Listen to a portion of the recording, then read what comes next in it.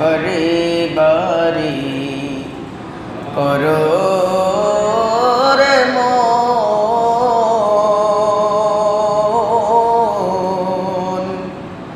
এই বাড়ি তো তোমার না।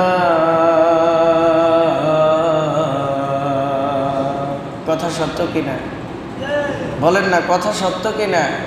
আমরা এটা মানি, জানি এবং বলি, কিন্তু আমল করি না।